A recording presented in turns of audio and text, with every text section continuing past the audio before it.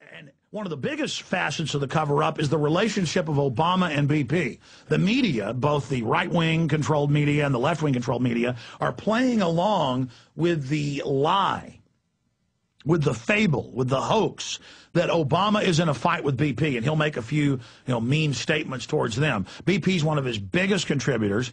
BP financed Rahm Emanuel's apartment for many years when he was a congressman illegally in Washington. That's mainstream news. No one gets in trouble. BP is at the heart. I mean, in fact, guys, will you pull it up? I know we have it in the archive from a few months ago. BP vice president establishes Office of Global Governance, or you can just search engine in YouTube, BP Commercial Global Governance, where they're openly announcing world government. I mean, how many years have I told you BP's at the heart of the New World Order? How many films have I made where I call them out? Endgame, made 3.5 years ago. I mean, I'm not just now saying BP are these kingpins. They continue to come up every time we get to the heart of a matter. It's Goldman Sachs, it's BP. Just like we always find people like Henry Kissinger, Zbigniew Brzezinski, and Donald Rumsfeld for over 30 years at the heart of any major scandal. They're always sneaking around calling the shots. They are the global controllers. They get the orders from the big owners, and then they implement. They are the mega superpower managers, the gophers, the imperial legates. BP is a key part of this, and they've changed their name multiple times after coups they stage and other criminal activities and assassinations. They've had 3 other names in the past, and they are back. And they're going to change their name again, and you watch, taxpayers are going to end up paying, and BP has invested in the carbon exchange in Chicago, the carbon exchange in New York, the carbon exchange in London, the carbon exchange in Paris, the carbon exchange in Switzerland's capital, the carbon exchange in Paris, Berlin, all of them. They are one of the chief holders of the global carbon credits. They hold billions in carbon credits that have gone from very profitable to now basically being junk bonds, junk stocks, toilet paper, because of ClimateGate, which is the key global taxing mechanism to pay taxes directly from the individual to the IMF and World Bank, themselves international versions of the Federal Reserve, private holding companies of the mega 6 central private banks. JP Morgan Chase, Goldman Sachs, Citibank, Wells Fargo.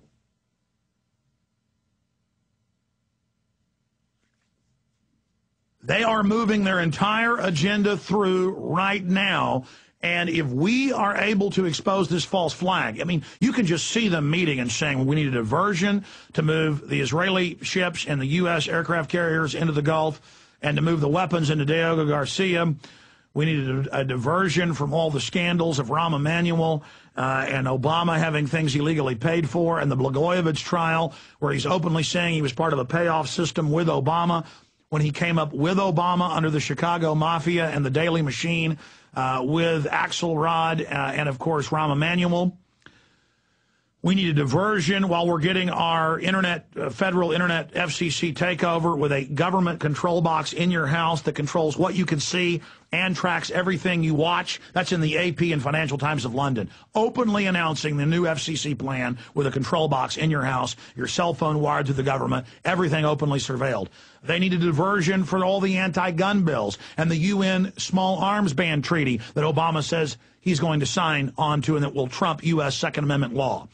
There are so many things happening. They're moving on every front. The implementation of the government health care operation. They need a story so big that in the news cycle going into the elections, you forget about the health care takeover. And then it helps them get their carbon tax through. And they say they want the carbon tax. And we'll tax you. We've got to get off oil. And then we'll spend trillions of dollars over the next decade on select global corporations with windmills and other systems that are owned by Al Gore and others and invested in by BP and the Queen of the Netherlands and the British Queen and Rahm Emanuel and all of these people and Obama. It's about them controlling the economy and controlling where money is invested.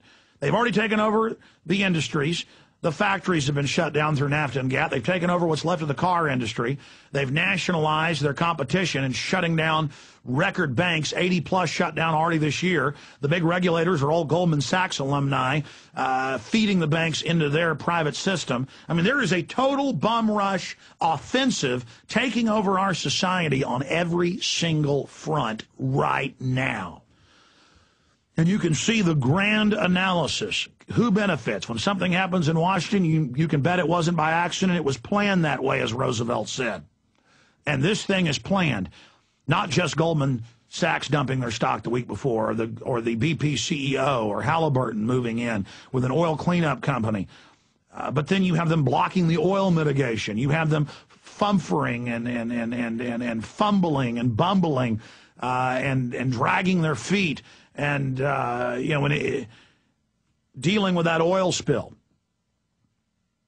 You've got them with sensational, headlines out there about nukes and detonating giant natural gas deposits and tsunamis, just anything to keep your mind off of what's happening.